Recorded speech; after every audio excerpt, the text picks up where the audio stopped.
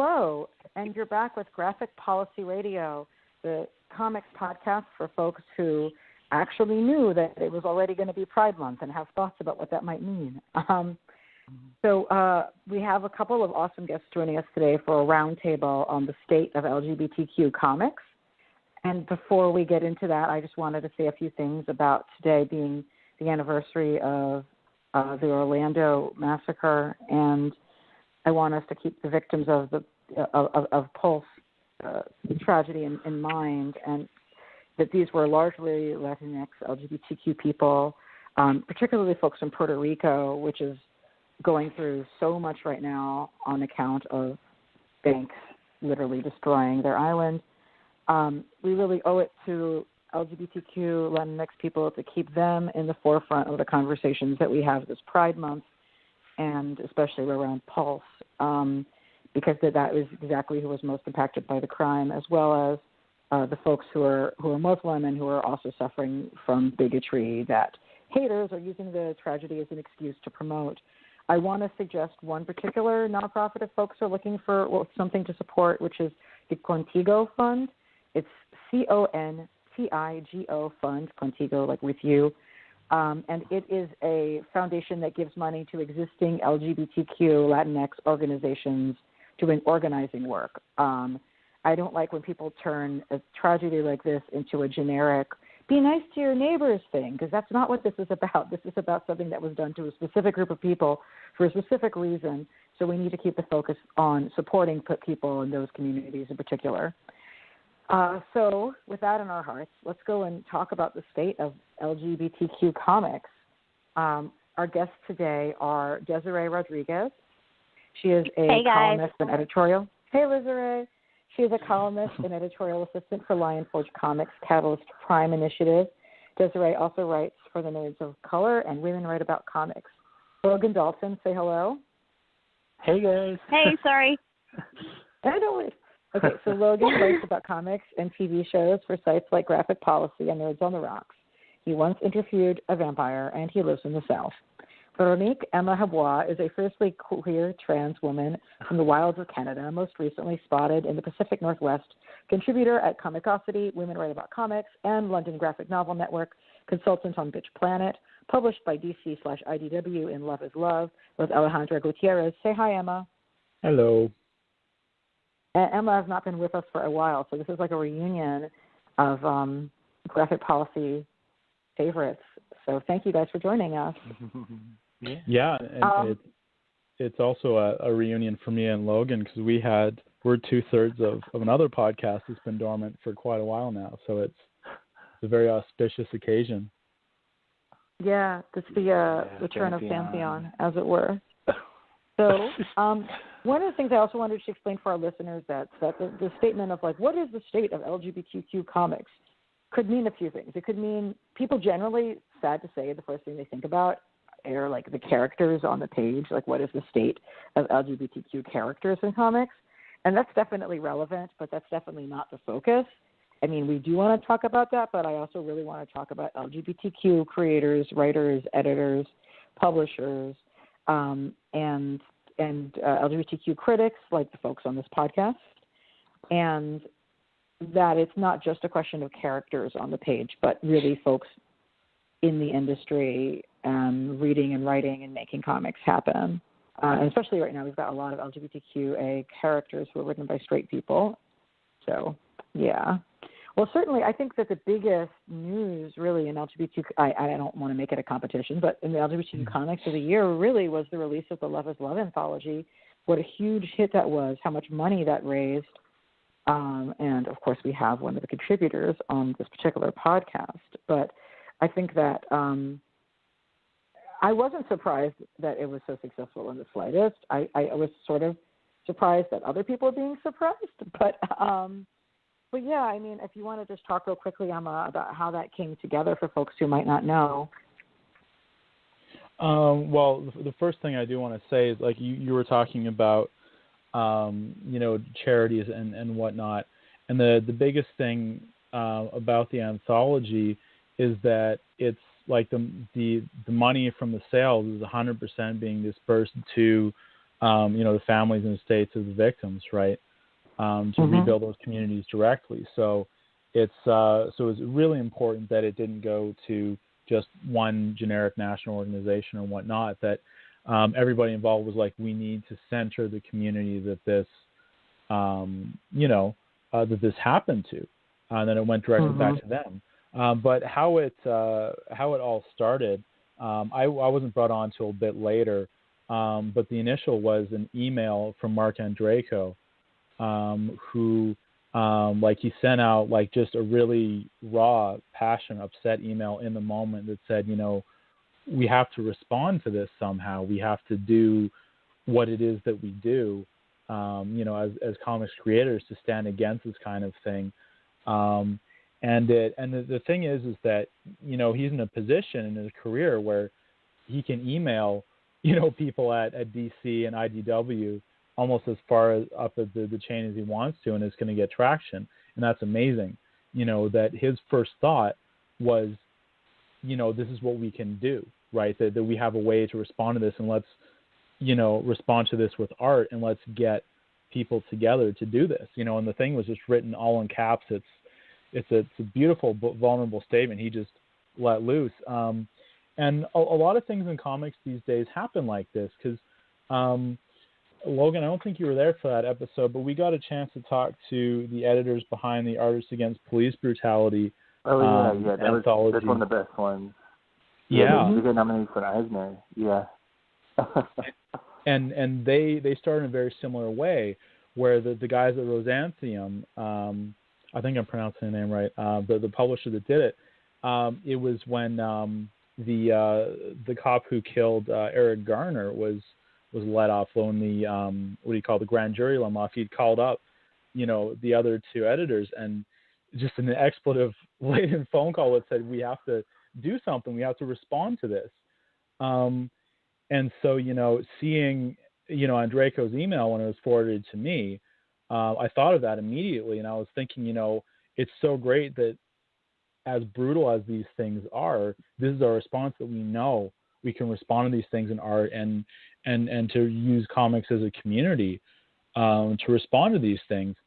So it was, and it's been a tough thing for me to think about this whole time, because, Alejandra, Effie, as her nickname is, my creative partner, best friend, and I, this was our first published comic book work together, and we had, we had a trajectory for ourselves planned, that it was like somewhere along the way we're going to get our foot in the door with a 1, 2, 3, 4, 5 page backup, right?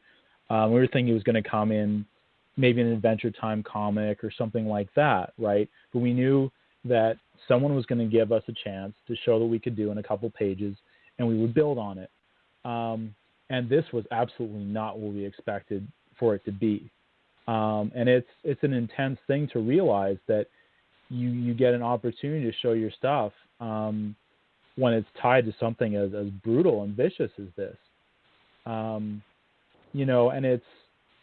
I think it's thinking on a systematic scale, it does suck that it took something like this to create such a broad spectrum of perspectives on queer identity and community, and how that intersects with commercial artwork and capital controlled spaces like nightclubs, and and how they can become a source of community, shared spaces, and all. It's a tough thing to think about, especially because I remember when I found out about it, it was on Twitter, I guess, like I find out about everything, but it was, it was like 2:00 in the morning or something here. And, it was saying, well, police are responding to a shooting in Orlando, and we're just so, I guess, inured to these mass shootings that it was like, you're kind of like, okay, you don't really know what it means yet, but shootings are so common that it's sort of like, and they're responding to a shooting at a gay club, and that was about all I knew. So I went to bed thinking, damn, that sucks, but I didn't really understand the scope of it. And then you're just so numb to the scale of violence that happens every day.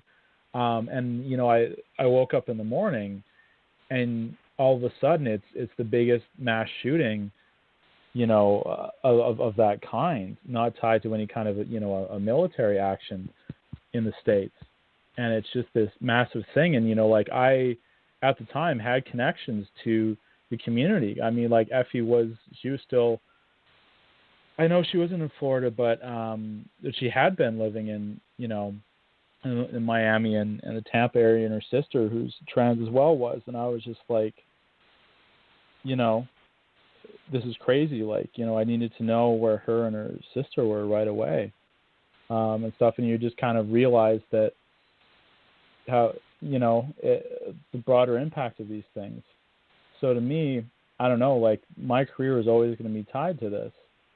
And that's a heavy fact and heavy responsibility, but it's also, you know, not for me to take the lead on, because it wasn't my part of the community, geographically or not, that was specifically targeted by it. So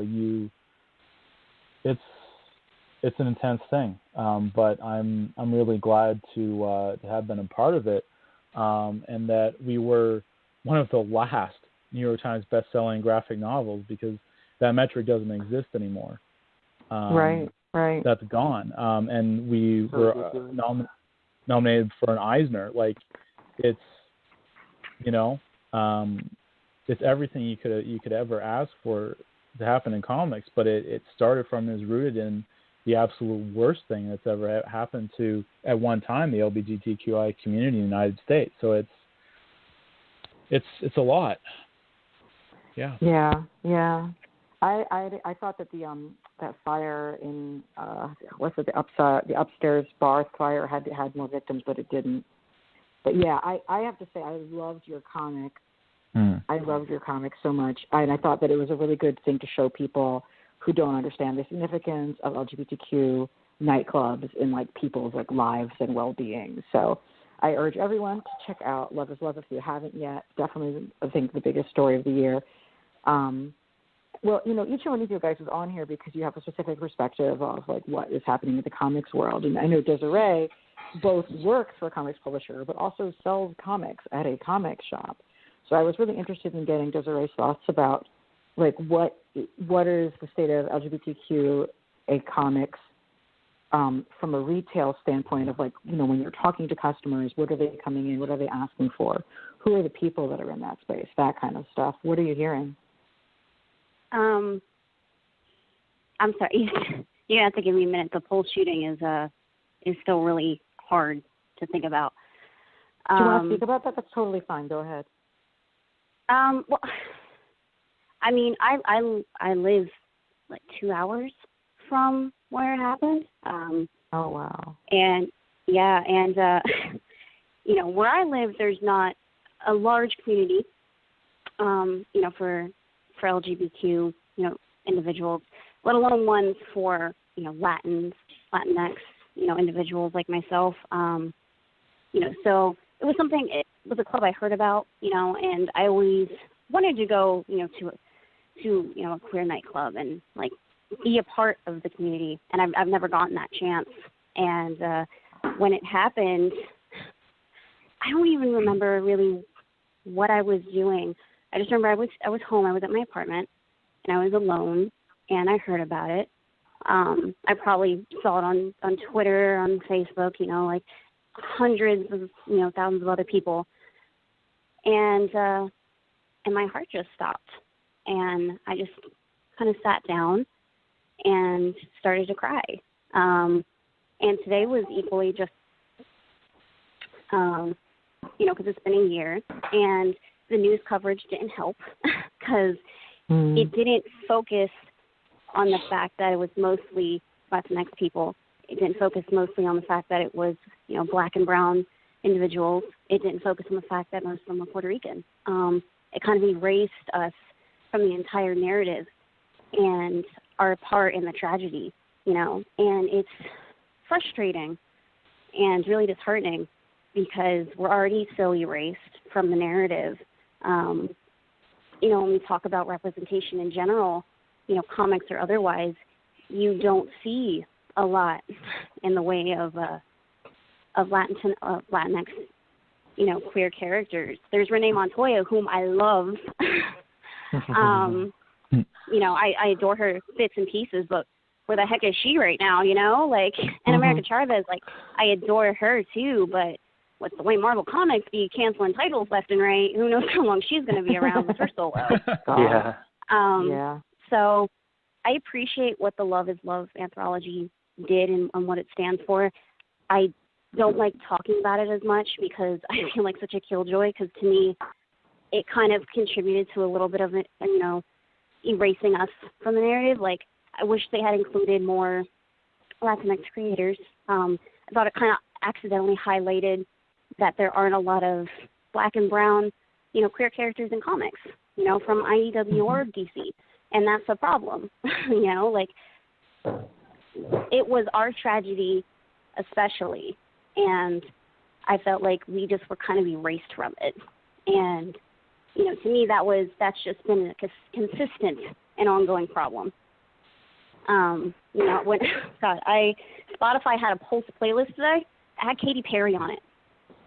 Why would Katy Perry? Disgusting. Oh my God. It was, and then it had Born This Way on it from Lady Gaga, which I have a problem with because she describes Latinx people as chola, and that's insulting. So it kind of shows that there's still a huge discussion we need to have, and there's still a huge lack of, I don't know if awareness is the right word, but, that you have to bring in race and ethnicity into this conversation, it sucks. Nobody likes talking about it, I can tell, because I got into an argument with a classmate once. That was fun. But you can't erase it, it was a targeted attack, and you can't erase the fact that, race and ethnicity was a part of it, along with, queer identity. These are intersectional things, and they need to be acknowledged. So, but yeah, that's that's my two little bits on it's it. Incredibly important. I mean, I also just felt like there was a lot of heterosexual creators in it as well. There's a question of who gets to tell these stories and have the ability to have access to have things made. But that's pretty disgusting about the Spotify. Yeah, and it's not just with the anthology. It's overall, and I think the anthology was a great showcasing. We went to a great cause. I fully respect everybody who worked on it. And it was done with the right mindset. So unintentionally or not, I think it might have contributed to a couple harmful things, but nothing's perfect. So I can't knock it for that or anything. So, I'm glad that people are still talking about this. I'm glad that, race and ethnicity are becoming more of a prominent part of the conversation regarding it and regarding, queer rep in general, because it's, like I said, it's important. But yeah. So what was your original question for me, Elena? Oh, Ilana, no, that's I appreciate you adding that, absolutely, and I totally forgot you were in Florida, of all places, my God. Yeah. This was sort of what are because you're in a comic book store talking with LGBTQ comics fans and other folks who might be interested in LGBTQ comics all the time, sort of to get your perspective on what people were talking about, what people's concerns were, what people are interested in discussing with respect to those comics. What are you selling a lot of? The works, just sort of the front line from the comic store perspective on the state of LGBTQIA comics. You know how there's that stereotype that Wednesday Warriors are kind of like all straight white guys? kind of what I deal with. So there's not a lot of people come out to me and being like, hey, what comics star queer characters? And it's unfortunate. I also think it's just a general fear, of asking such a question. I do have one regular, and, she's really, really, passionate about it, and she wants to read books that, feature queer leads and stuff. So she ends up reading a lot of indies, that I recommend her. Same with another woman. It's mostly women. that, and they usually buy trades because it's easier. I just ordered like the whole series of Giant Days for a young woman. Very nice. It's like my favorite comic. Yeah. That's great. What was it? Another young woman came in the other day looking for some recommendations. I was like, Kim and Kim is really fun. Like, I really like that one. I just bought the first trade for that. Other times, like, if people are like, hey, I'm just curious, I'm just looking for recommendations or whatever, I'll be like, but they only want superheroes, and they only want DC Marvel. I'm like, well, Midnighter and Apollo is really cool. Like, you should totally look at this book. And then, like, if parents come in and they have, like, a lot of, like, teenage girls or boys or stuff, so they don't want, like, the kid comics, like Adventure Time, so they want something a little more mature. I'm like, well, Gem and the Holograms is a ton of fun. Lumberjanes is a great time. So unfortunately, I don't get a lot of people asking directly because North Florida is kind of conservative. Like, they want to pretend they're not conservative, but they're totally conservative. So I don't get a lot of those questions. So I do kind of just, I recommend people these titles because I know they're good. And also because I know that there's legitimate representation within these books. So, like, and then I'll tell people about books that I'm reading because guys really want to listen to me talk for some reason at the shop. Like, so I'll be like, yeah, Constantine, the DCU one, yeah, that was amazing. Like, you should totally get that book. We have a trade for it. Buy them. They're like $16.99. I don't get commission, by the way, at my job. Just saying. But yeah, Constantine, I think, being finally like written by, or co-written, I should say, by a bisexual man, definitely made it. Oh man, that run was, I missed it. Topic. I haven't like kept up with the recent stuff. It's like a lot more British, a lot of British politics and culture, which I think is cool. But like, his bisexual, I think the guy mentioned it in like Rebirth or issue 1, and it just hasn't really been a thing. But it was like, he had like a male love interest in James Tynion and Ming Doyle's run, and that was so nice. And he still had like the horror, like amazing horror art from Molly Rosno. But and then like Eric Donovan came in, who's on Quarantines Ago, which is another like queer-led book. Has a trans girl as like one of the main characters.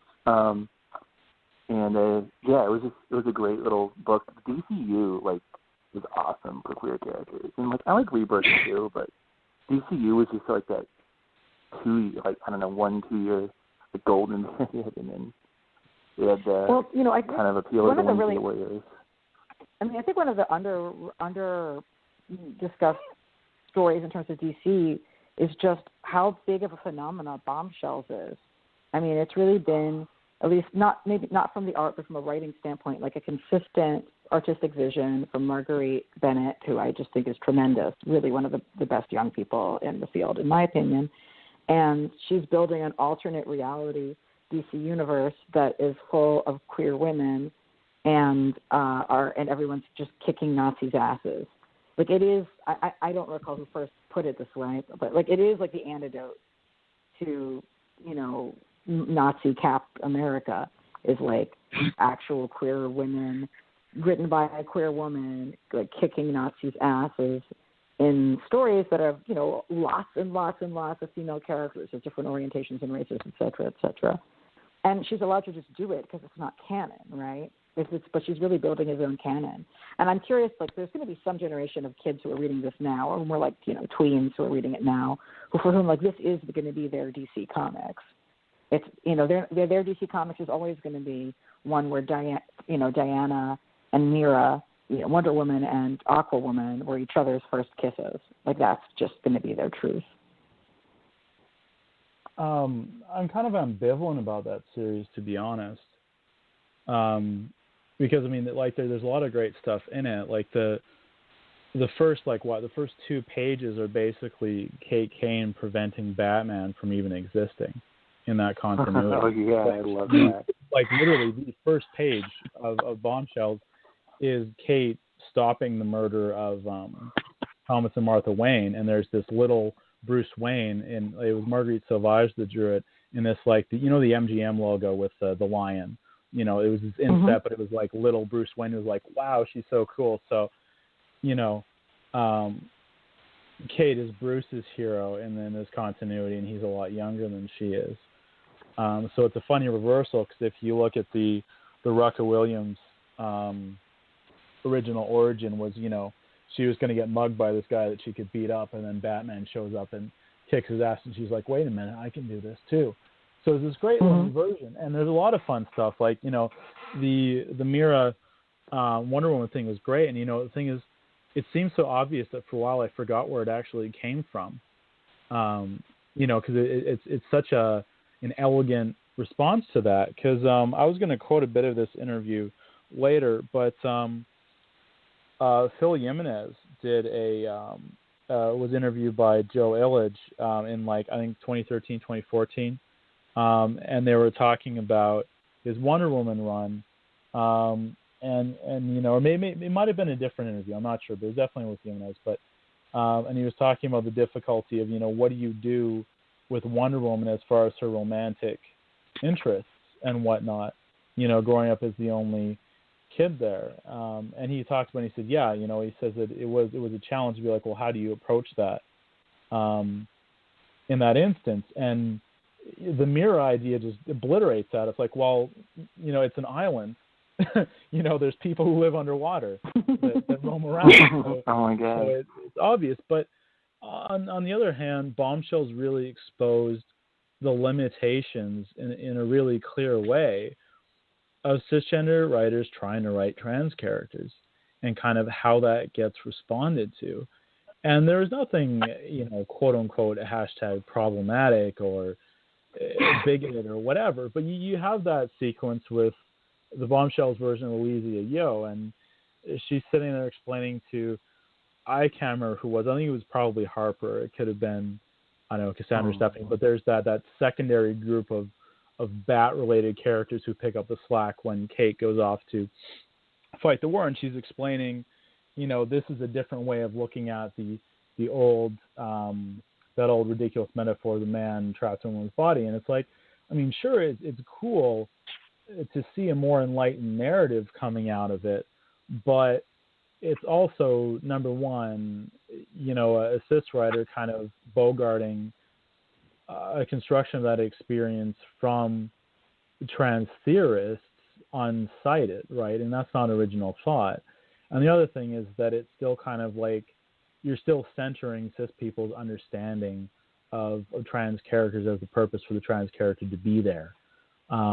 It's cool to have Elysia in that gang, and for them to be like, sure, there's there's a trans character in 1940s New York or whatever, before really, trans womanhood hit the mainstream, which was maybe less than a decade later, but it was surely before. So it's nice to be a pock rifle and play with those things, but to me, it really kind of showed the limitations where, in these spaces where you can have a million other cis queer characters. I mean, like, there's a big romance between Harley Quinn and Poison Ivy in that comic.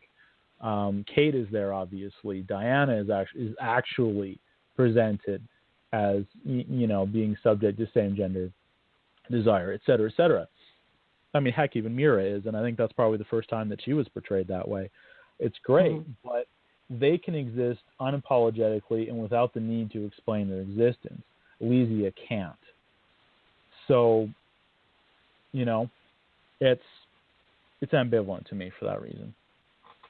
Well, there's definitely a huge dearth of, like, trans creators and artists having a chance to tell their own stories at, like, a paid platform. I mean, there's a huge explosion of LGBTQ webcomics, and a lot of those are by trans people. I actually tweeted out a list earlier that Alexis Sergio had put together of trans webcomics by and large that they had put together that is, worth checking out. But it seems like so many of the trans comics that people talk about, like, there's definitely a few folks who have really broken through and are some of the hottest names in comics right now, like Magdalene Visaggio, like Sophie Campbell. But then there's just everybody else is doing it on the web, and lots of them are finding really great success that way, but it's definitely like there is barriers. Like that is why it's happening this way, you know. And there's still so many like cis het white men, worst of all, who think that they have something useful to say about trans experience, and they really don't. So, you thank know, you for bringing that up. Yeah, but on the flip side of that, you know, I don't want to say that especially male creators can't or haven't. Like that's one thing that I do want to kind of make clear. I don't want to be not all men about it, but you know, I mean, at the same time, you look at what Tim Seeley and Marley Zarcone did on Effigy, and that was an incredible little series, and it tackled harsh stuff, but it did it in a way where you're like, this is, you know, this character has full agency over the situation, and you can tell they're not mining it for pity or whatever, so it's possible. And that to me is what makes it so annoying or frustrating when these, you know, intentionally bigoted or just kind of cruel or unthinking portrayals come around. It's just like, well, we've got the evidence that it's possible. You know what I mean? It's like, you can't do this, oh, well, we didn't know any better, or how could we have known? Come on.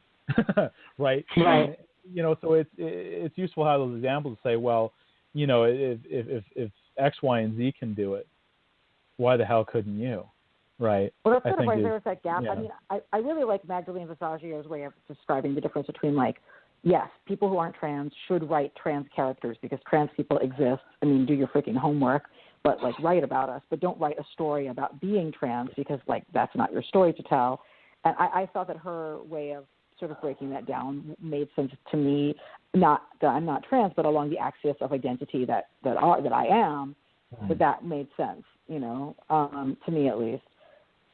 I'm going to say 80 to 90% agree with what she said there, because like you can, again, I'll use Effigy as a point to contrast the two different comics here, and they would be God, what was the other one I was going to use here? Obviously, the one is the one that everybody's talking about, the Howard Chaykin thing. I guess we might as well. I thought you were going to mention Alters, which is the other. Yes, that's the other one I was. That is the other one I was trying to. Oh, I love that review you did it. That was like Alters 0 out of 10. Like Alters thinks it's helping and it isn't, which is a different category than Howard Chaykin, who's just like fuck you and hates everyone. Yeah, I don't know.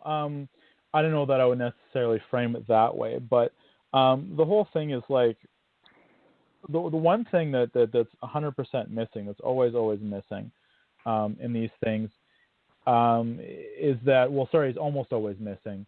The two comics that really got this right, that nobody else has really tried to touch as far as cisgender creators, is The Invisibles and Promethea.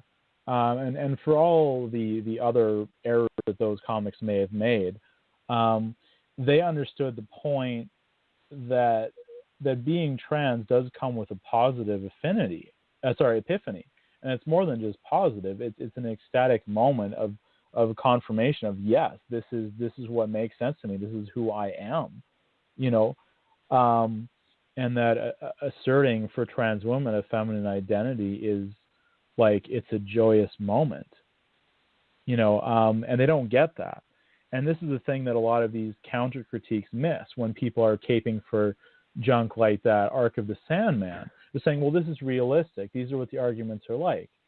And these comics, they just focus on the darkest, cruelest aspects of our identities and experiences, and mine them for pity or mine them for some kind of weird boner, without looking at, well, what are the ecstatic ends of these things? What are the positive ends of these things? What is so beautiful and life-affirming about this coming out process, right?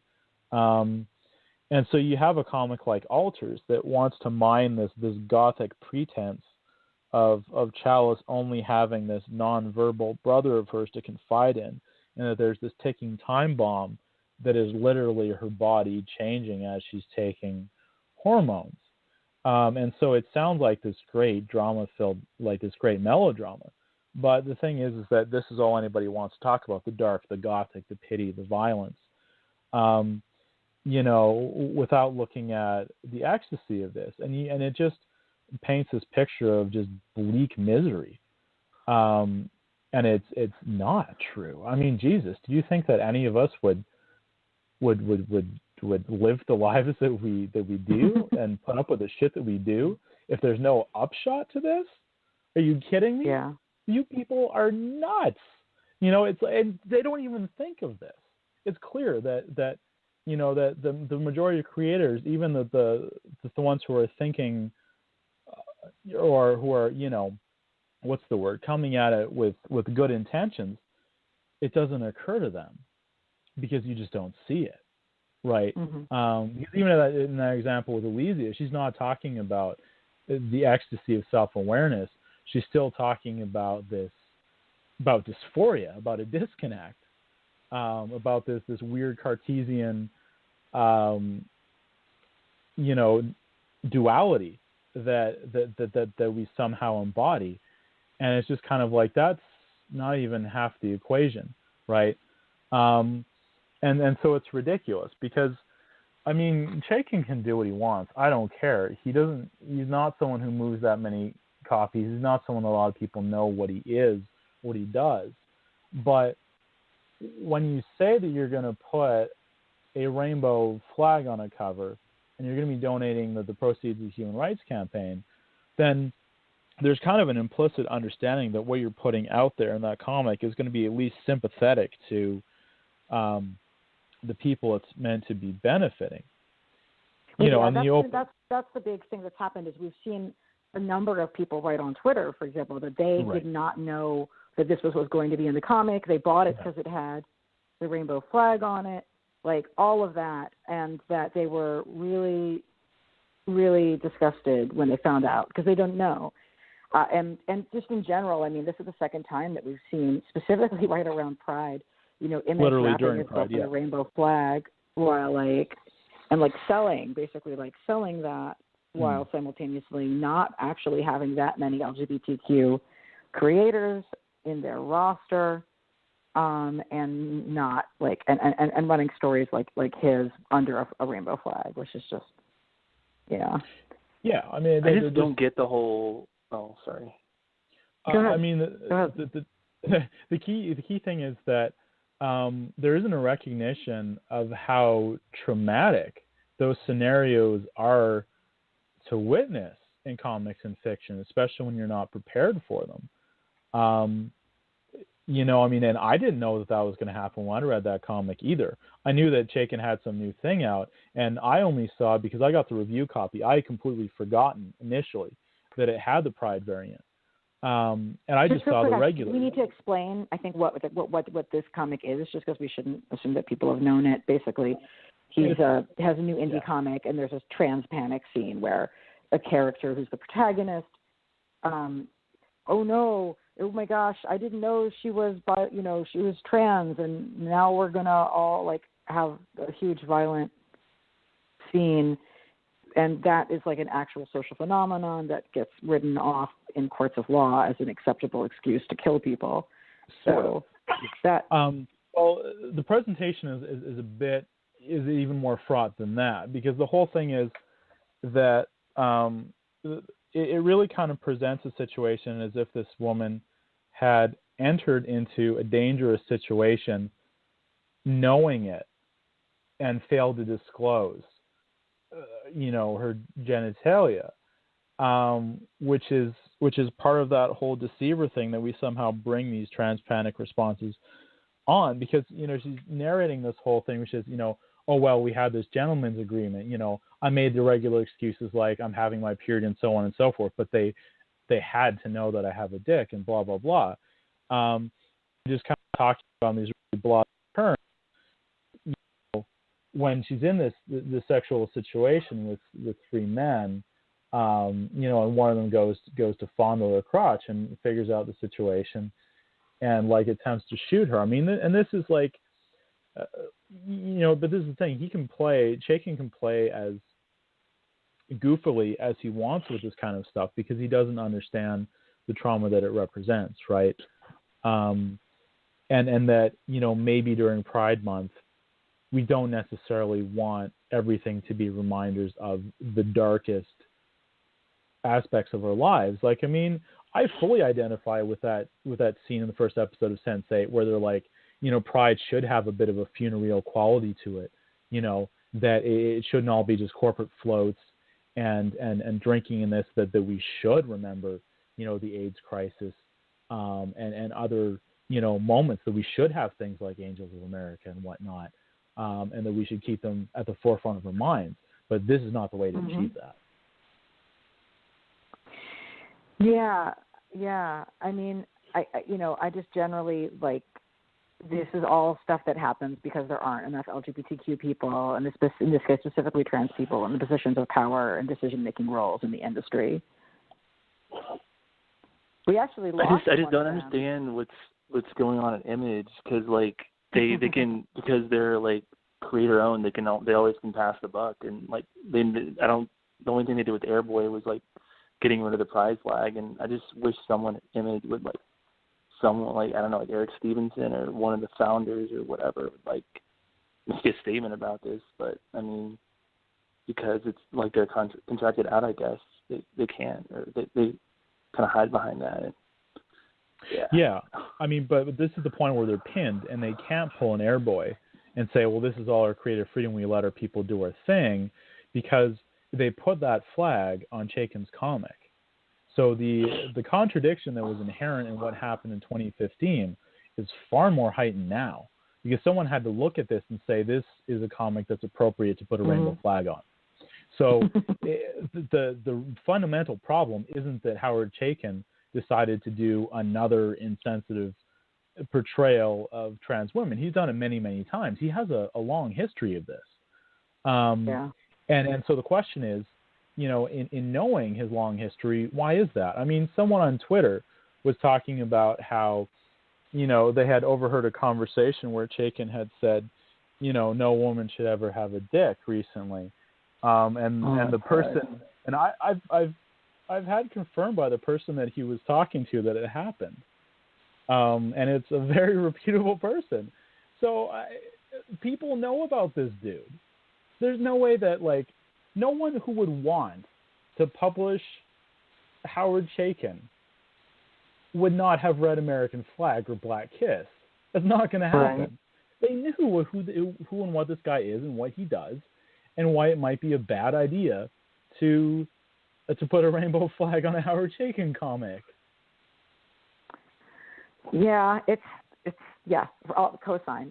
I do want to maybe take a moment to talk about the opposite side of the world from that, which would be the Beyond Anthology and the new second Beyond Anthology, which is finishing its Kickstarter right now, I believe. Beyond is a queer sci-fi and fantasy comics anthology that was put together edited by C.R. Monster, and I know Steens was involved, and just basically all of these amazing folks working in people who you would know also on Twitter. If you're someone who uses comics Twitter, you'll know these folks from comics Twitter. You would know. Exactly. I mean, really, right? Decided okay, we're doing it for ourselves. We're going to do a Kickstarter. We're going to make a queer comic sci-fi anthology, and thing is big, and it's very affordable. And they're going into their second anthology fundraiser. I'm sure they've smashed whatever expectation they had and have exceeded it right now. But I don't know. I mean, did folks have a chance? I'm curious. Do folks see folks talking about it? Desiree, did you guys get any copies of it at all in the store? I know that I got it from my store, but my comic store is staffed by I don't know, maybe a quarter of the people who work at my comic store are LGBTQ. So we have a lot of good queer comics involved. Yeah, for something like that, which I supported the Kickstarter. I'm super excited for it. I can't wait to get my copy. But for something like that, my comic shop will definitely not order it unless somebody specifically asks for it. There's the new Legend of Korra Turf Wars series. My bosses see it, it's on the Diamond forums, but if nobody asks for it, they're not going to order it because they don't know what it is. They don't know if they can sell it. The pre-order system is so broken that unless you can guarantee that you're going to sell at least part of your stock, it's just too much of a risk to get anything. So Like, I know that, like, my comic shop, like, I could ask for it, you know, and then we'd order it, but we'd probably only order 1 copy for me and then maybe 2 copies for the shelf. Maybe. If not, you know, because usually when we order those smaller publisher comics, we only order 2 or 3 extras, you know, and if they go off the shelf, that's great, you know, but if they're not, like, we're stuck with them and then they go into the back issue boxes and they pretty much disappear, which happens with a lot of comics. Like, the pre-order system is just, it hurts comics, and it hurts comic shops. Honestly, it does, you know, because I could give away preview books all the time. I mean, I do it like they're candy, you know, but we only order maybe 25 from Diamond, you know, so that's only 25 people tops, if I give away all of them, that get preview magazines. And that's if they go through them and they look at these books and they decide to put them on their pool, do they even get pre-ordered? Like, unfortunately, my comic shop, I can't speak for others, but fortunately, like, I know we're always going to order, like, Spider-Man. We're always going to order Superman. We might not order as many copies as we started out. Like, when Marvel started printing, like, 16 Deadpool titles, we stopped ordering a lot of Deadpool. We cut down our Deadpool. But we still order at least maybe 10 copies of Deadpool because 10 copies are at least more likely to sell, you know, even if they're the stupid $10 ones. Like, it's just, and it sucks. You know, like, it does suck because these books are great, you know, like, they're doing things that you don't see, you know, they're doing things that need to be seen. And it's so much harder for them to get to wider audiences because the system for direct market is so broken. You know, so you have to do a lot of marketing, you have to do a lot of pushing, and then you have to explain how the system works to people. Like, I mean, if a new person comes in, I have to break down the pre-order system. Like, that's an hour conversation right there. Because they're going to be, like, I had someone come in and they asked me for Miss Marvel. And I was like, which one? And she's like, the newest one. And I was like, okay, so you mean, like, Kamala Khan? And they're like, yeah, that one. And I'm like, okay, well, what are you looking for? And they're like, the number 1. Like, which one? Right, it's Secret Wars. Yeah, like, and then you have to go into the events, and you have to go into the retcons, and then by the end of the conversation, they're just like, yeah, I think I'm good. Like, unless you offer them trades, you know, because trades are easier, but even then, trades get interrupted, and it's like, what's the point? So that's why I usually recommend indies to people. Like, so yeah, you know, what are some of those top indies that you recommend for folks in terms of LGBTQ creators and talent and stuff like that? Oh gosh. See, when you ask me questions like this, I always want to be at the shop because I have to, like, visualize in my head. Well, like live from the comic store sometime. That actually would be kind of amazing. My bosses would totally be down for that, to be honest. Yeah. Well, I'll say for me, like, one of the issues with Anthology is, of course, like, you're just not going to like all the stories in it. But because the price point for Beyond is so reasonable, even if you only like half of the stuff in it, you're still coming out ahead. So it's 18 stories by 26 creators, and that's the first one. I don't have the statistics open for the second anthology yet, but I think that helps people make a gamble on it. But the thing is, like, short form comics is really its own art, as I'm sure all of you guys can attest to. And even though I can say like 50% of the stuff in this book, at least I'm more than 50% is like really cool and I like it. Like, you know, we have the hunger for like a continuing series. So Island was really cool that too. Go ahead, Logan. Yeah, I wasn't like super aware. I remember seeing the Kickstarter and like when it got nominated for an Eisner. It's just, I don't know. It's hard. Like I really like anthologies. Like the Island anthology is super cool, but it's really hard. Like, I don't know, I just like I've read on Twitter people like they don't sell as much, but like it's a really cool idea because you get like all these cool creators and then you can like kind of go into their like back. It's like a great way to like introduce you to new creators without like spending as much money. But I don't know. They like, I guess I just don't see like them mentioned as much, the conversations and stuff. And Yeah, it's kind of sad, like, because this is some genre stories of queer characters. Like, it's so awesome. But I mean, yeah. Well, I'll say, like, the first time I saw Oh Human Star by Blue Delaclati, which is a sci-fi robot, queer and gay characters in the story, and trans, was in the anthology. But so it was at least, that was a taste of something which you can, like, have a larger piece of elsewhere. I also, actually, I don't want to forget, this is also the year, and this is quite a random segue, this is also the year where Jughead became officially canonically recognized as Ace. Now, I did not read Archie comics as a kid because I have always just read superhero comics, but I know that that's been the headcanon for so many fans. And then to have Chip Zdarsky acknowledge that in the comic was really big. But then the TV show, of course, did quite the opposite.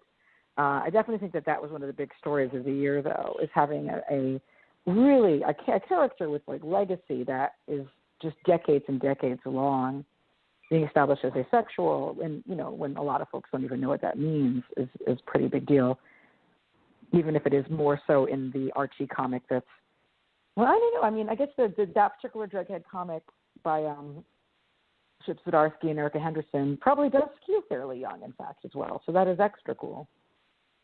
Yeah. I mean, but the thing is now, like, I like really like following the art. I'm like huge sucker for the Archie comics. They're like my like chill time. But like, I read the latest Jughead. Mark Waid took over, and the whole issue, like, the art's still good, but like the whole issue is about like Jughead getting pursued by all the women in Riverdale, and it's like instead of like, trying to tell like a quirky kind of story, it's just like he just like spit on like all of like what Ryan North and Zdarsky and Henderson had done, and I'm like, and it's basically like. Yeah, you literally just broke my heart. Like, I did not know he took over because I collected it in trades. Like, I have the first trade, and I need to get the Ryan North one because I was reading the single. Ryan North slays. I think it might even be better than the Zdarsky stuff. Yeah, I loved He's so funny. I loved the whole thing with like him and with Jughead and Sabrina too, because I thought it was so nicely done.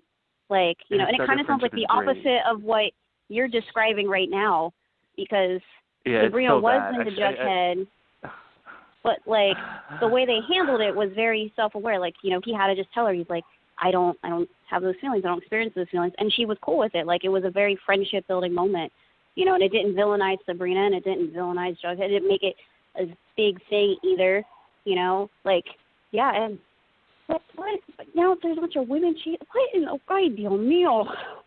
It's ridiculous. Like, Josie and the Pussycats, who I freaking love Josie and the Pussycats. I mean, I love their ongoing, are like spending the entire issue running and singing songs about Jughead. And I'm like, oh my God, Mark Waid. Oh my God, dude. Like, can this guy like leave Archie, please? Like, I freaking love Archie. Like, those are like solid books, and like all of them, like the art is on point. But like, he just needs to leave. Maybe just not write teenagers anymore, and maybe only work with Chris Somney. Hashtag woke only work on challengers. What? Only work on what was that? Chris Somney, because I mean that's like those are like his Daredevil and Black Widow stuff. Oh, his stuff is Chris Sam. Yeah, sorry, I didn't hear that. Yeah, exactly. I don't know how to pronounce his name. I'm sorry. I think the thing with Jughead is that there's still, in the mainstream, there's still such a kind of lack of, I guess, awareness of what all asexuality can encompass in terms of how people express it and kind of where they fall along it, like the people who, I identify as such and related things, that it kind of gets fraught in conversations like these, because like what Zdarsky did was a very hard, asexual, aromantic kind of an interpretation of it, which is totally fine and it definitely represents some people. Who knows what the breakdown is, because it's not like, there's robust, I guess, polling or whatnot on people where they fall along that. But there was, I mean, I've read a lot of Jughead comics over the years, more than I realized, because I didn't click with Zdarsky until Jughead. I wasn't a big fan of Kaptara. Wasn't a big fan of Sex Criminals, or I tried almost everything he's done, but it caught fire for whatever reason, like his sensibilities, and finally just came to Nest and Jughead, and I was like, dang, this is really good. Like, I gave it 10 out of 10. I think I almost wrote 2,000 words about this damn comic, like, for the first issue. I remember the review. I'm like, yes, Emma, join the Zdarsky groupies. And I kind of realized how full my engagement with Archie Comics was as I was reading it. So I was like, wait, why do I feel like this is so right that I have a real opinion about this? And I was reading Wikipedia articles and stuff. And, and Jughead was always, kind of rebuffed romantic, what do you call them? Like overtures over the years that he didn't really have. He wasn't like Archie in that respect. And so there was certainly a lot to build on from that. The same way as when, what is his name? Is it Obsidian? Yeah. Oh, yeah. Where there were these, or North Star. Yeah, where there was kind of this weird pseudo-canon building up to it where it made sense to do this. And, obviously he found a better way to out Jughead in this respect than what Scott Lobdell did with North Star. But the thing is that there's kind of a range of things in terms of how that can manifest. Because people who identify as asexual don't necessarily not have sex or not enjoy it, right?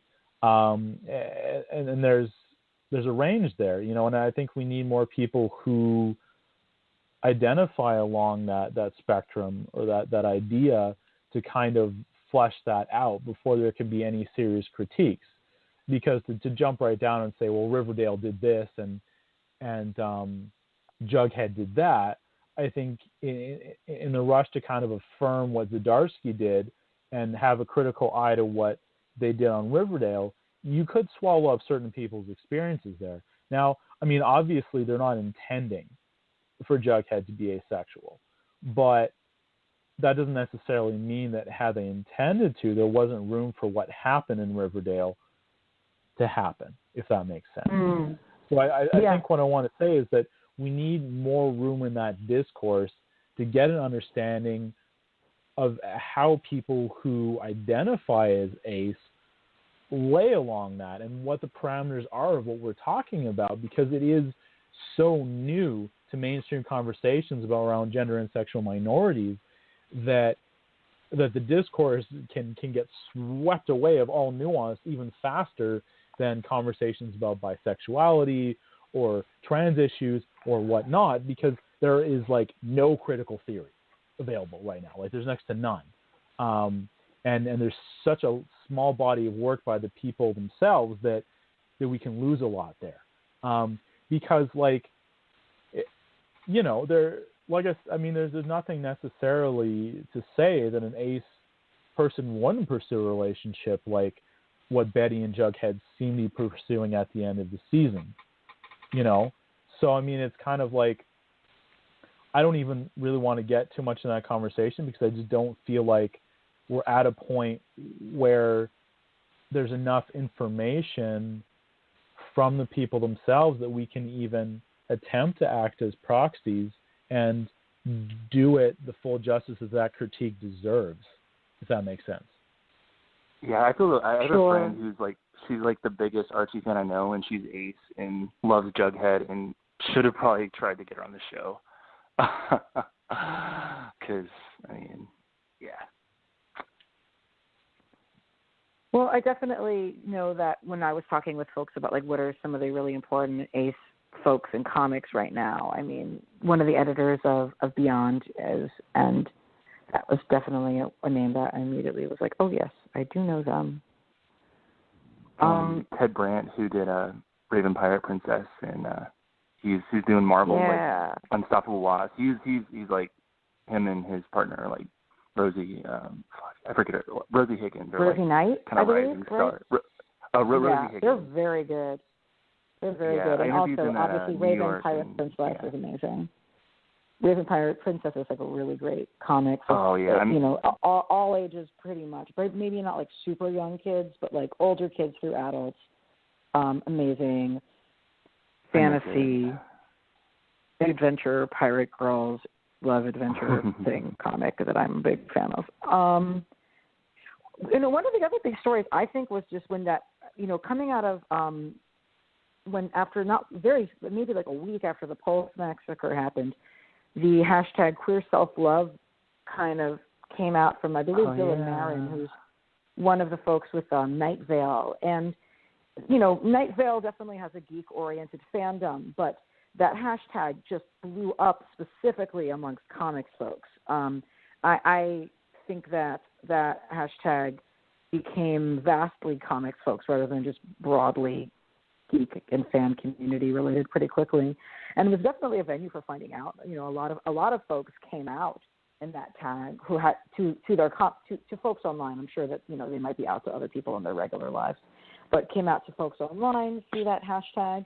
And then there also were a lot of people who I just didn't really know what flavor of queer they were who came out as bi. And then I was like, oh my gosh, there's so many bi people in comics. I didn't quite realize how many of us, like there's a lot of people, I know there were LGBTQ of some flavor, I just didn't really know of which, and then, oh my God, all these people are bi. It was definitely really an interesting moment for me. But I thought that was a queer self-love hashtag. I actually did a whole post sort of doing an anthology of what folks in the comics world were saying on it. But it felt really healing to me and was a really pleasant moment within the year. Yeah, I don't know if everyone participated. It was cool. But just all the selfies, and it was so much love. And I'm going to go back and read that article now. You can get bi flags at Target now at select locations, apparently. Yeah, so I've heard. I don't really like the bi flag, but that's another story. I know. I'm like, this looks so gender essentialist. But anyway, I'm trying to think what else. I want to make sure we at least talk about like the Hellcat having been super queer and having been canceled. 17 issues. Oh my God! I don't. How it lasted for 17 issues. I'm just like, because Marvel is folks like. No, Hellcat. The writer of Hellcat is queer, and it had a number of different artists on it. Some of whom were LGBTQ. Had a very LGBTQ cast of characters that were built around the lead character. And I know a lot of folks were super heartbroken when it was canceled. I mean, they did end the series on their own terms, or at least where they wanted to. So I don't know. It's weird. Like the way I looked at it, from the way I understood it, it didn't exactly get, boom axed with the way that say Mockingbird or Nighthawk seemed to. I don't know. But they were kind of, it seemed like they had space to kind of do what they wanted to end it. But Kay Leth and Brittany Williams, the main artists on the series, are phenomenal. I have an essay in the latest issue of the MNT that talked about them a little bit. And it was a hugely important a comic for sure. That really, Patsy herself was portrayed as straight. And that was kind of pushed at, for sure. They pushed at the limits of that with the relationship with She-Hulk, but they built such a robust, queer-coded world into it. Like one of the main settings of the comic is a gay bookstore, right? That was so amazing. And having Ian Sue in there, that was his name, right, Logan? Yeah, Ian Sue, the Bye Day Forever. That, freaking, I need to go on Twitter and like hit up Stephen Grace and be like, dude, you got to flip this guy into Iceman. Yes, Iceman needs to date Ian Sue. I don't think I've cared this much about something along those lines in quite some time, and now I care a great deal. Yeah. Well, I'm just thinking, it's so few options. Like, Dakin is... Well, the current Iceman series he's adult, so I don't know. I never know how old these characters are. I'm sorry. It's all how old you want them to be. It doesn't really mean anything. But yeah, I guess just heads up, folks. There's a new Iceman comic. You might not know because it didn't get promoted a great deal, starring Iceman, who is gay. Even if he was outed in like a ridiculously anti-bi scene by Brian Michael Bendis, the character is gay, which is cool. And oh God, I didn't even mean that as a pun. Logan gave the comic a positive review, not like oh my God, mostly this is the best comic it wasn't ever, like but perfect, a positive review. But yeah, largely. Yeah. I wanted to actually go on dates and stuff. Like, I think I had a message from this one of my like fellow. There's so many like queer men who love X-Men, like just in the community, and they're like, "Did Iceman get his dick sucked?" I'm like, "No, he like just came out. Like, give him some time." But like, I really want him to go on dates and stuff because I know like little Iceman has a boyfriend named Romeo, which is like the most ridiculous, and that was obviously written by a straight man. Thing, but I looked at the solicits and like him and Dakin are going to be an issue, which that could be fun, like because everyone forgets like Wolverine has a bi son. Yeah, I was going to say they remembered Dakin was a thing, like.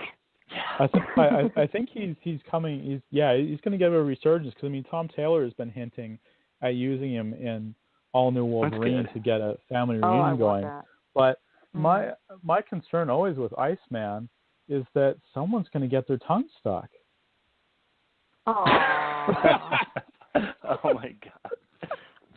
Well, I haven't read the new Iceman issue, though I probably will. But I did appreciate John Eric of Twitter, known as Honestly John, had said that he felt like the art was a little bit like really not for the gay male sensibility, and like was trying to be like, look at how like heterosexual and standard everything is.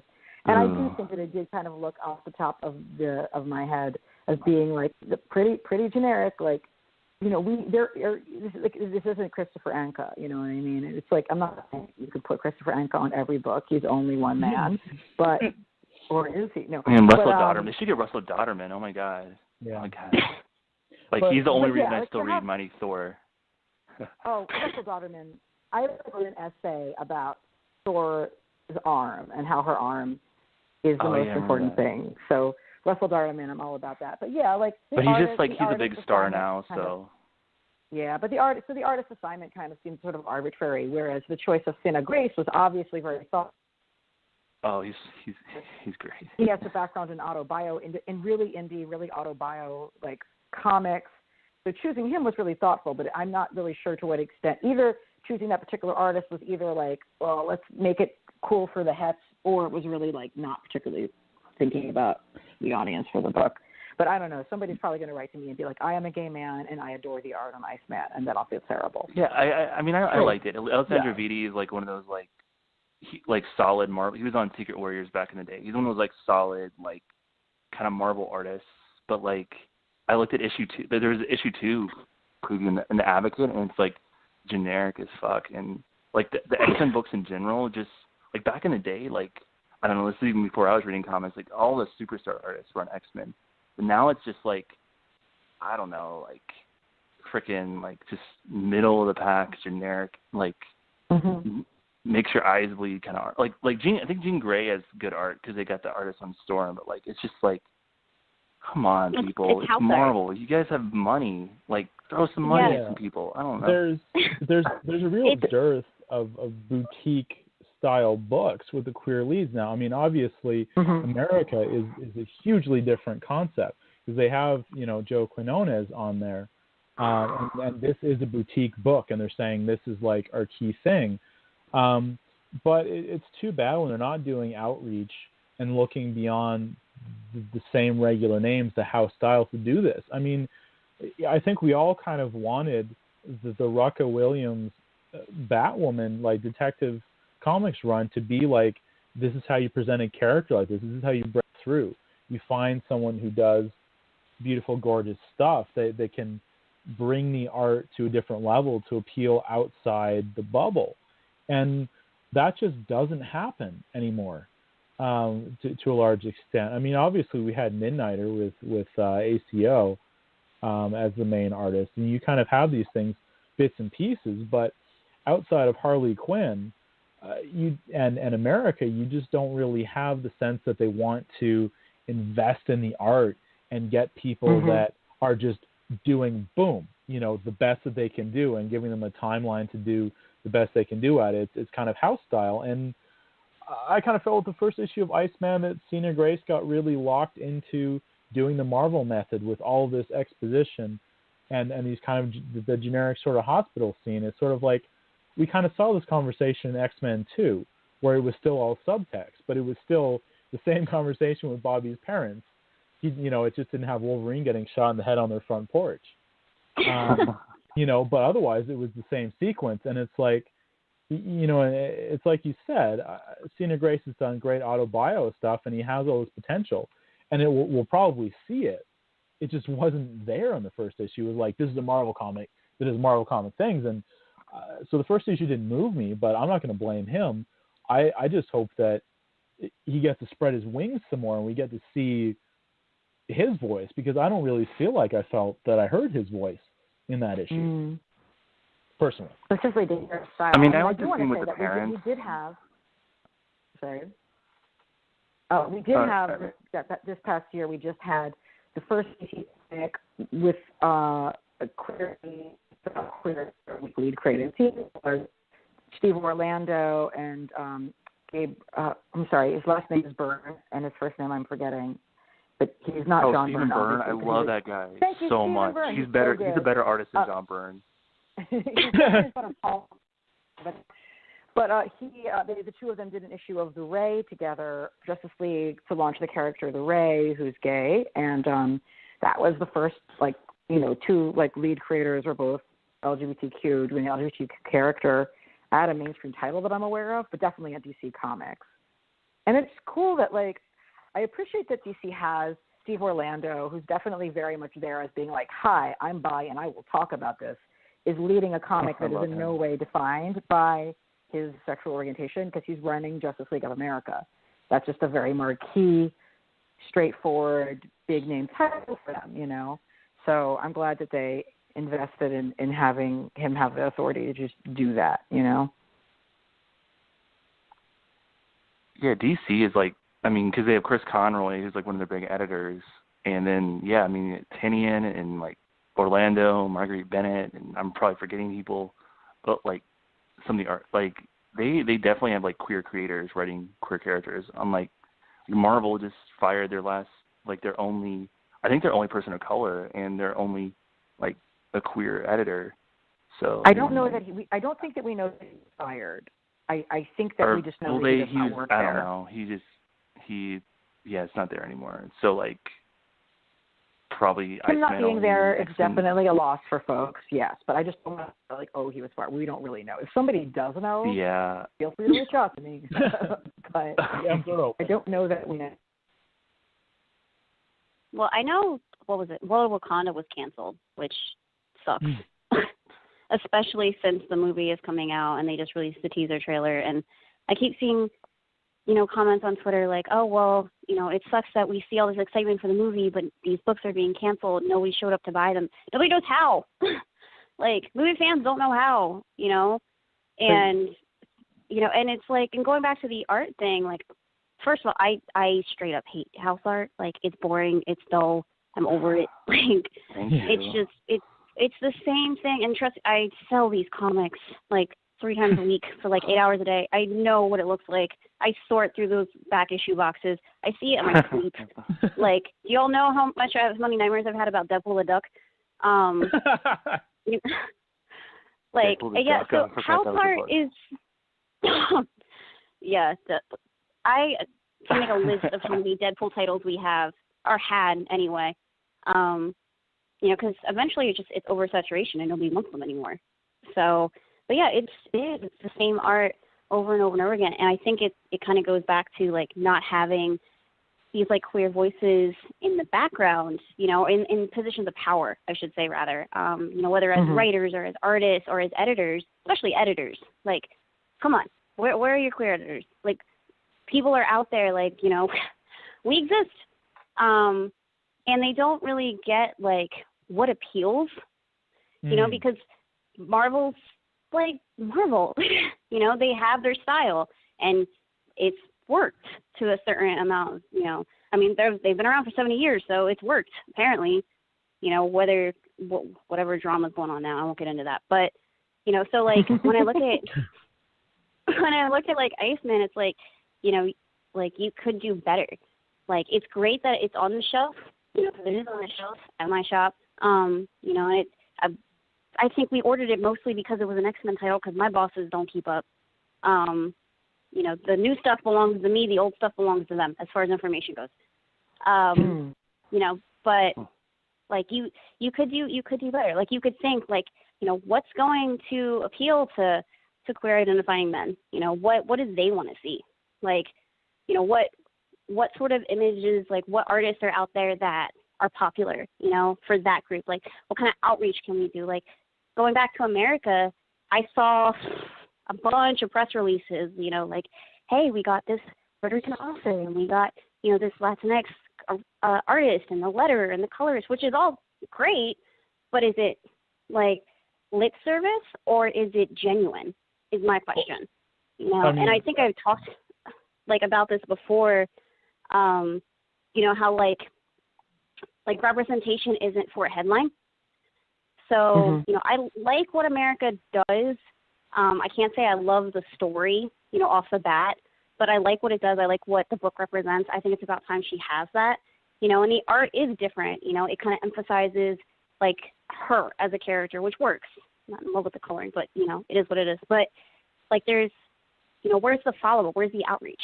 You know, this is a huge character. Yeah. It's a fan favorite. Do some marketing for her. Push her. Like, I can't get away from Secret Empire, whether I'm on my computer or not, you know? Like, it's everywhere.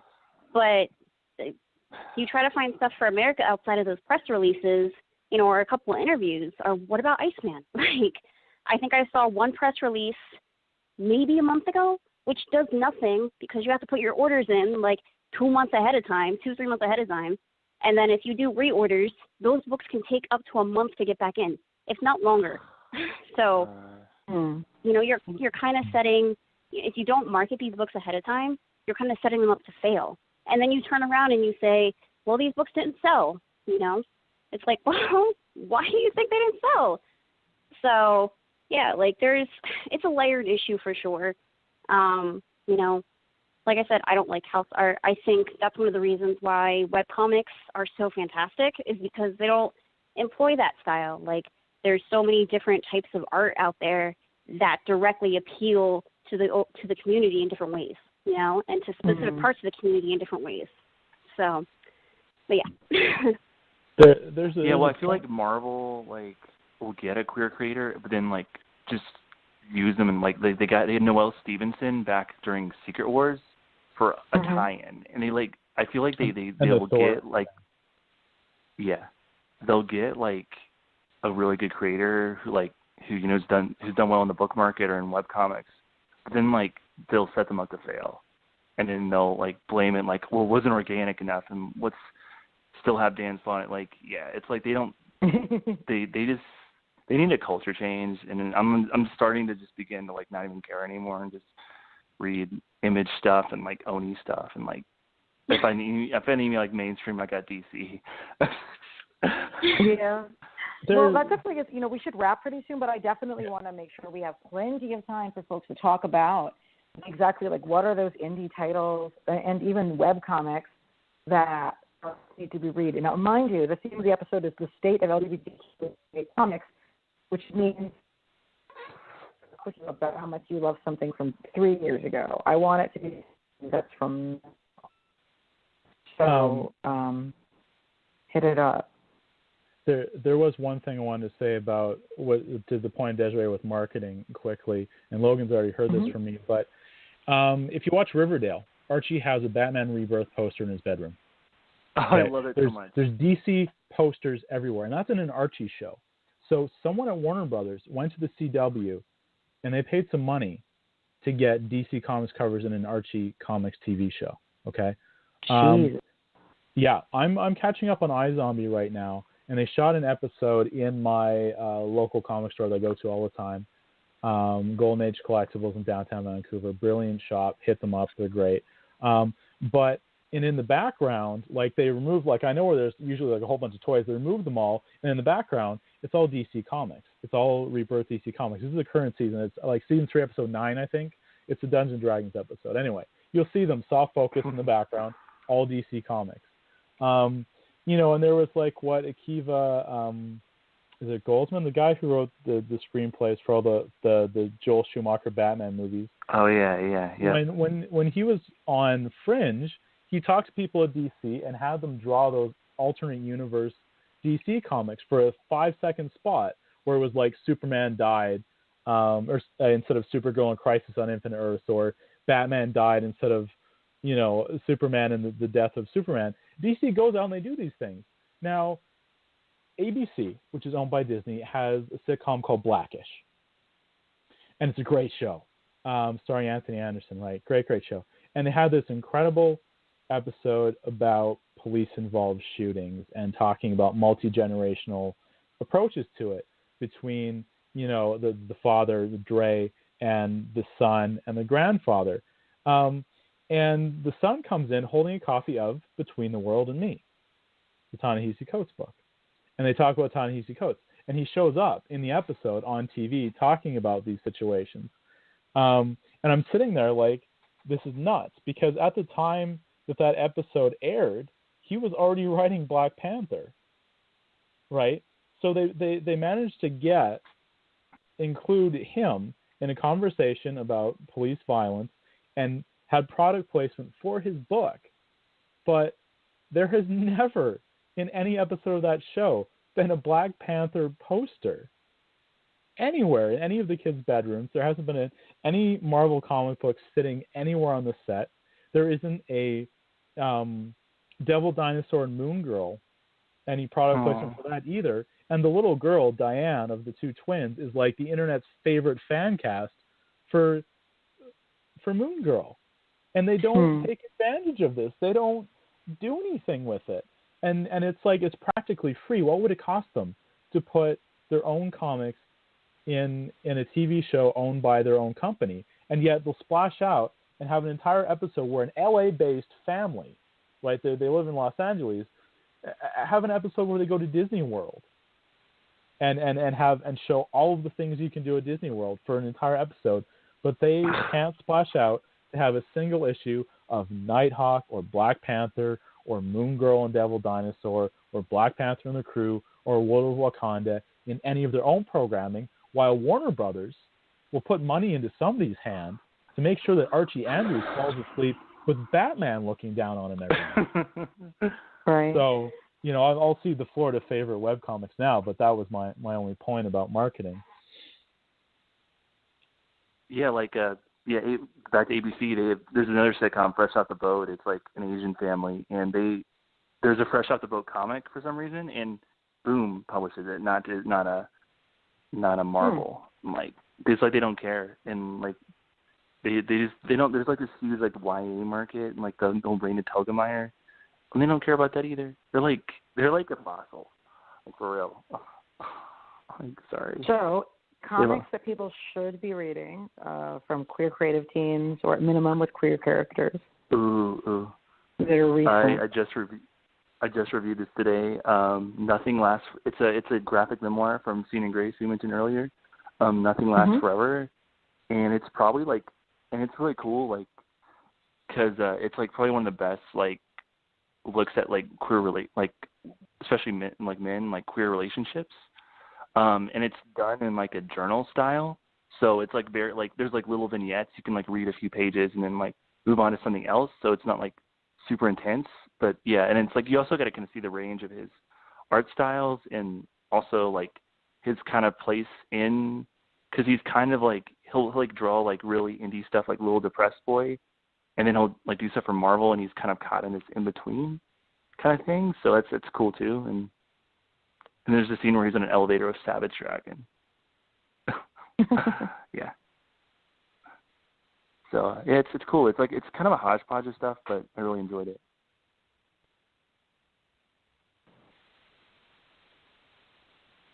And I really wish like people would tell more stories like that, like more kind of just like real life, slice of life, like about queer life, and that would like the people would see more and not just like, oh, let's make a superhero gay. Go ahead, Desiree. I'm trying to look up the exact name of it's a webcomic that I like.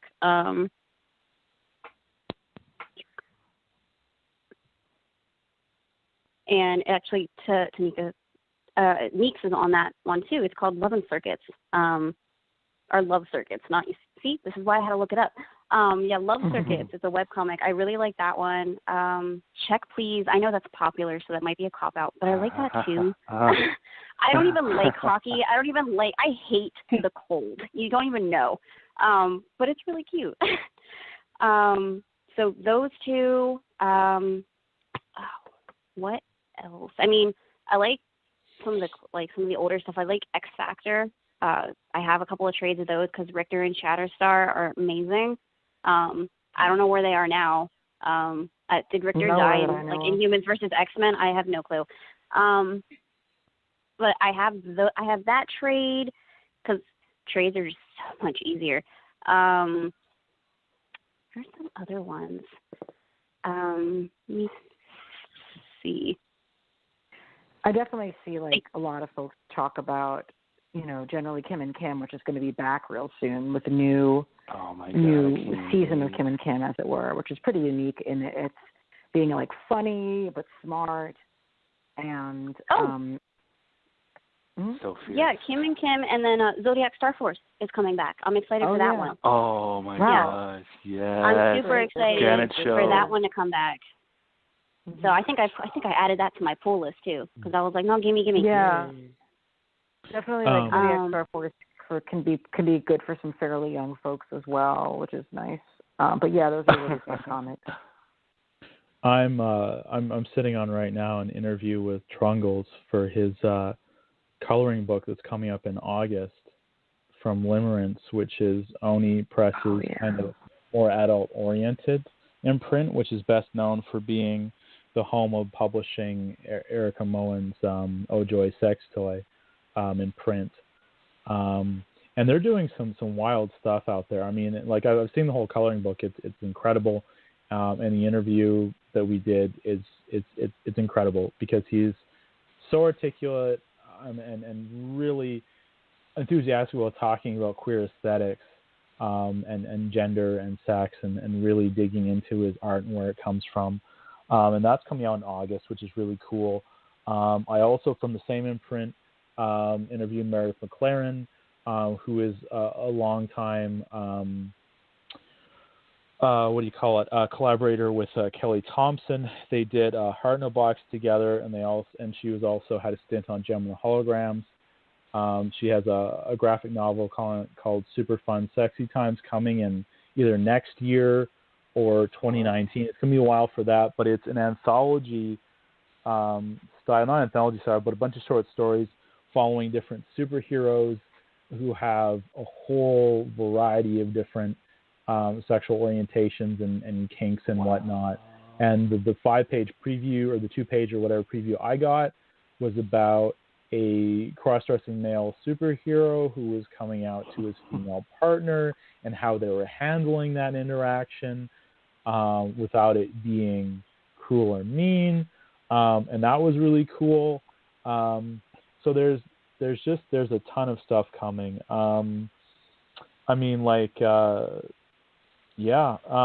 Not necessarily with queer characters in it, but with a writer. I've been following Teenie Howard for a bit. She's on the Magdalena with Ryan and Katie, who are co-writing together at Top Cow. And I think that's really cool because I got to interview them as well. And we actually talked about Catholicism and the place of religion in comics and how we could really do with more in-depth thought on that. And so she's working on that right now. And it's also really cool to talk to, a female writer the same age as me, roughly, who, over 30, who's writing a character over 30 and gets to see the art, like an artist work intelligently to draw a woman over 30,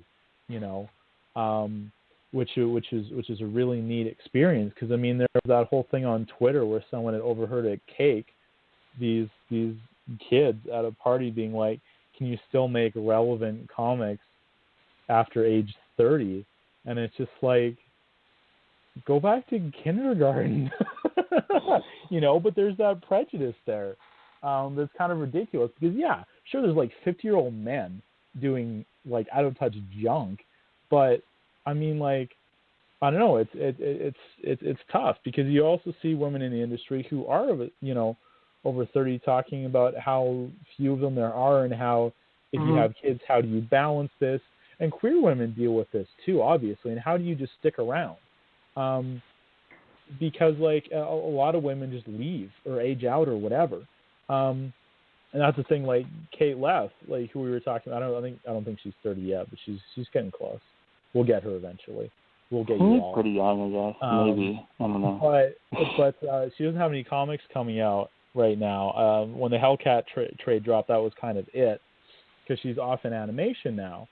And maybe she'll come back to comics. I hope she does. But that's the thing, is that you kind of like, there's not so much of a gravitational pull to stay for women beyond a certain age, and it's difficult to hang in there and to swim upstream against this stuff. But if you look elsewhere, if you look in Japan, and if you look at France and Belgium, women stick around for way longer creating stuff. Rumiko Takahashi didn't do a heck. Rumiko Takahashi did do a ton. Had a massive, long career of creating things. Naoko Takeuchi is who I meant to say. Didn't do a heck of a lot of direct manga beyond Sailor Moon, but there's longevity there, and that's something that we need to talk about. Is that I've been saying it. If we want better queer representation in comics, if we want all these things, it means that there has to be solidarity in labor issues, in getting people health care and getting people, equitable pay. Because, for queer people to be able to show up and make the best comics and have the time and space and energy and do that, they need to be paid to do that. And any of the economic pressures that someone who doesn't pay their taxes, like Peter David,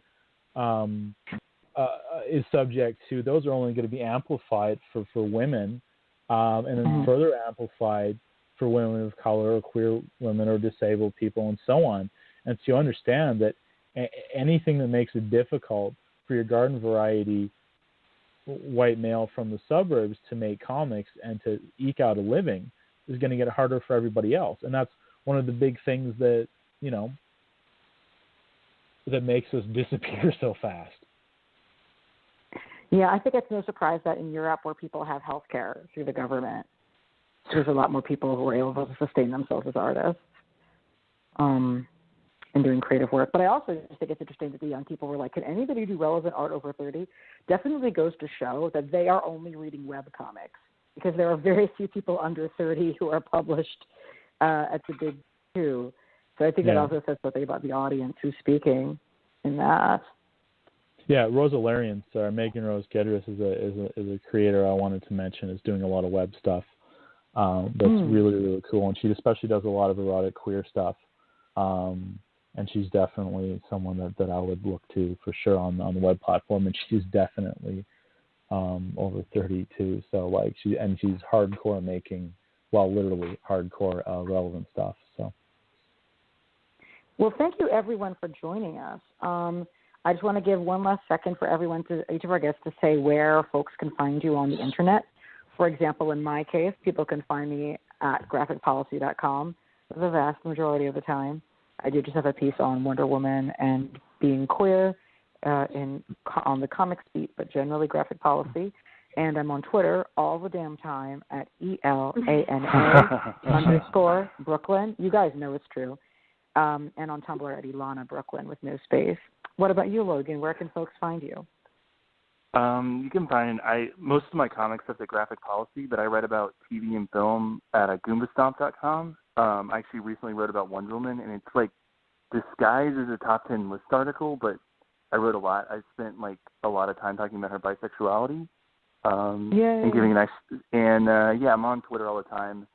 Midnighter Bay, the character Midnighter BAE, and that's really the only social media I do.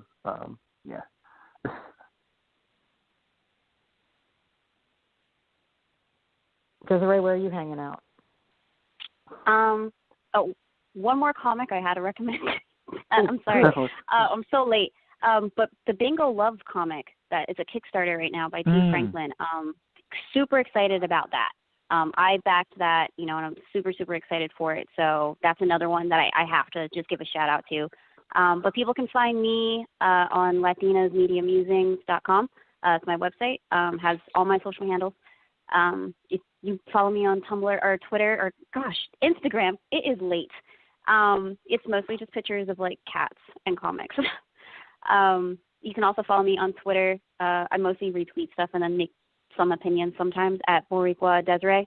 And then, that's where you can find me. And Logan? Oh, Emma. I already went Emma. Emma time. Oh, right. Sorry. Emma. Thanks. You don't find me, I find you. No, I'm just kidding. I'm just kidding. My Twitter is EMMAHOUXBOIS. I don't really use Tumblr that much, but I have a really cool URL, and it's Sombra the Hacking Girl. So if you want to see pictures of fashion and a bunch of wrestling gifs, go for it. But writing wise, you can typically find me at Comicosity, London Graphic Novel Network, Women Write About Comics. You can also find an essay from me in the latest issue of the MNT, which is really great. If you pledge to them for a $1, you get a digital copy of their magazine every month, and it's founded by a really cool bunch of people. You've got Christian Hoffer, who does Pokemon stuff mostly now for comicbook.com. Megan Purdy from Women Write About Comics is on the editorial team, and Steve, what is his last name? The Rabbit guy, who did all those great interviews for Comics Alliance back in the day. He's also Steve Morris. Steve Morris, there you go. He's also on that team. So those guys are cool to watch for. Definitely worth checking it out. Well, thank you, everyone, for joining us. And I'm sorry Brett was out, but he has got the plague, which sucks, but he'll be back soon. And I'm really glad you all were able to join us. And anyone listening to this, feel free to shout out your favorite LGBTQ comics to us on Twitter. We love to hear from you all.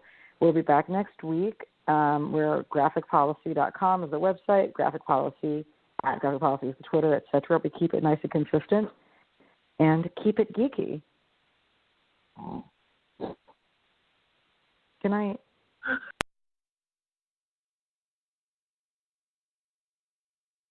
Hey, thanks for watching the previous video from Graphic Policy Television. Just by watching, you help support our site. Thank you so much. Now, if you're watching these videos, you probably care about geeky things like movies, television, comic books, toys, games, video games, you name it. You can go and subscribe right now to our YouTube channel to stay in touch and catch all the new videos, or check out our website at graphicpolicy.com. There's a nice link on this end of the video. But as always, thank you for watching. Keep on rocking and keep it geeky.